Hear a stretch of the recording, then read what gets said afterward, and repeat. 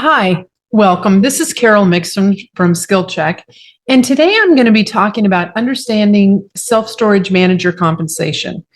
And it's fairly short, and I did that purposely because I think, I can cover the topic in a pretty decent amount of time, and maybe we can get more involved later if you all like this topic. I think one of the first things to think about is a manager's experience really does matter when you're talking about pay, because the more experience the person has, that they tend to earn more. I have several employees that have been around storage for a long time, and they get better salaries than the people that are just new and going into a new situation, and that they don't know the storage. But I will say this.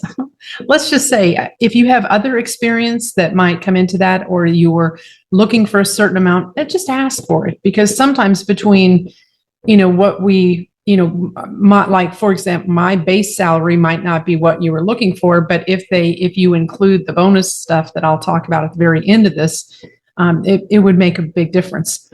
Also, again, experience is going to matter in this situation. And, and the bigger the property, the higher the rates, the more you're going to get. So if you go to a very small property, don't expect to get some really, really big salary, because it's just not, the same. They can't afford to do that versus a larger property.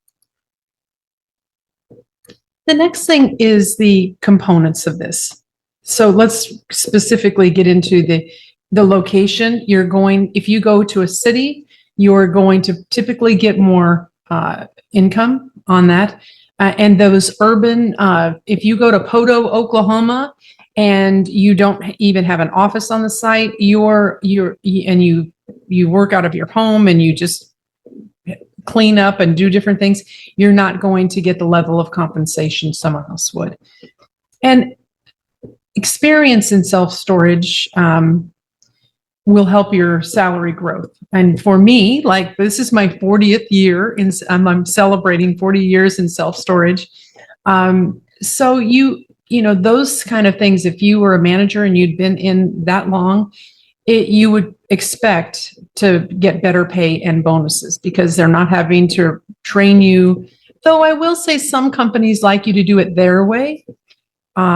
And I will say sometimes managers are okay with that and can do it, and others can't. They're like, okay, this is the way I was taught. This is the way I'm going to do it. And to break that habit, or those habits that they have, is sometimes very difficult. And I've had people move on because they're like, we don't like the way, goes or that goes, or that we have to share this or that. I don't know. It just happens sometimes. But the benefits really do enhance the compensation, and they can, especially like the housing or having really good insurance. I like to have good insurance, because that means a lot to employees, to be covered, especially if they have some sort of issue that they need insurance for, and they can't get it with a job. We can get it whether they may not be able to qualify for it on their own without it being really expensive. So compensation can go beyond that salary, and it should include some key benefits. And those benefits, I think we start out again first with the health insurance. I like to do that. I just think and I know some owners like, oh, it's too expensive, or, we'll give them $200 towards it, or $150, and then they pay the rest. Well, some people, because of their age, it's $800 or $900 for insurance. So it could be really a sticking point or a super incentive if you did give insurance. Also, the dental, I like to go to the dentist. I know some people don't, but it's good if you have that. Also, showing your vacation time and what that is and how long it is, and especially over different years. The apartment, I know some people really love to have that apartment. I prefer not to have the apartment or anyone in the apartment that lives there because it's hard to get rid of them because I feel bad of getting, when I have to say, okay, you've lost your job and now I'm kicking you out of the apartment. So I put other people in the apartment. But if there is an apartment and you want it is a huge incentive. And also bonuses related to the property performance. And I'll talk about a little bit more in just a minute here. So the salaries, the urban locations are going to be the best. They're going to be more competitive. They're also going to give the higher living costs there. They take that into consideration, especially if you don't have a residence there. Again, comprehensive benefits for managers, such as insurance, the retirement plans that you can put into or that they may match what you put in. Performance bonuses are critical, for getting good talent. So if you want to try some of those things to be able to get people interested in working for you, and I think it should help. So the bonus structure that works. So let's talk about that because I think there's some incentives. Sometimes we've done nice holiday company parties that people love to do, birthday celebrations and gifts, for the employees, company-wide property competitions. So if you have some sort of say, hey, we're going to do who sells the most products in January. So, something like that would be, something that they could do to give you extra money. The conferences and convention trips, those, and believe it or not, those are very expensive. Now it's, usually like 800 or something just to go for one person to go.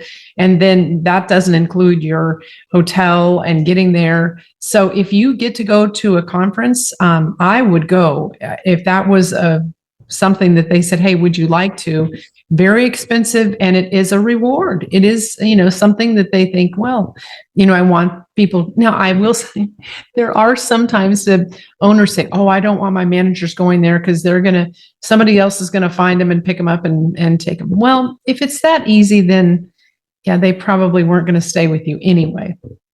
Or at least that's my feeling. So also, I think especially with what we do here at SkillCheck, we evaluate people and measure their sales effectiveness, and that goes towards bonus programs. My bonus program always involves how well the manager does on their mystery shop, because it's something quantifiable that we can say, yes, here's how they did. For me, if they don't get a 90 or above, well, that's not totally true. I think I get it somewhere in the 80s and then up. They get in the full bonus based on where they are at. I'll show you that in just a minute, though. And I also want to think about this. You want to celebrate successes. And I don't mean just about occupancy. I mean just about how the store is doing, how well the store is doing monetarily. So that really helps the managers know what is important. So here's a sample of one of my spreadsheets for a storage property. And I at the top, it shows the employees' hours, how many they work, because I would have, each person listed there. And then, the manager may have worked longer than the other person. So the second thing is, well, you can see on the left-hand side, they got the bonus for the retail. They sold over between 1,050 and 1,149.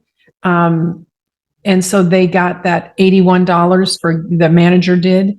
And that was another 48 cents per hour. So I thought that is a cool way to do it, is to be able to say not only how much you're getting for the month, but what that would increase your income per hour.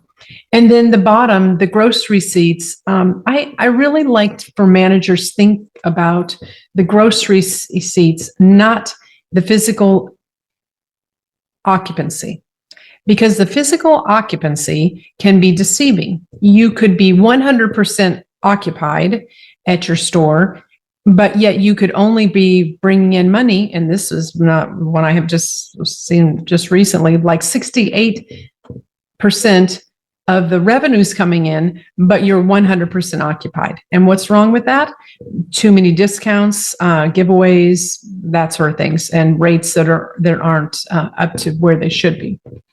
So this type of spreadsheet and bonus structure really helps the manager stay focused on income. And that's what you're looking for, is to make sure that they're keeping the eye on what is, and their focus on what's important to the property. And yes, and it's not just occupancy. So next slide. That's my last slide. So, if you want to talk about this, you can certainly call me. I'd be happy to talk to you about it. But I do think that the compensation, boy, around the entire U.S., it is all over the place. And I can say, I've heard amazing salaries, and I've heard wow, the wow salaries. So I think that if you have any questions, you can certainly give me a call. And if you have any other topics you'd like us to discuss or me to discuss and do a webinar on, I'd be happy to do so. So give me a call. Thanks a lot, and happy renting.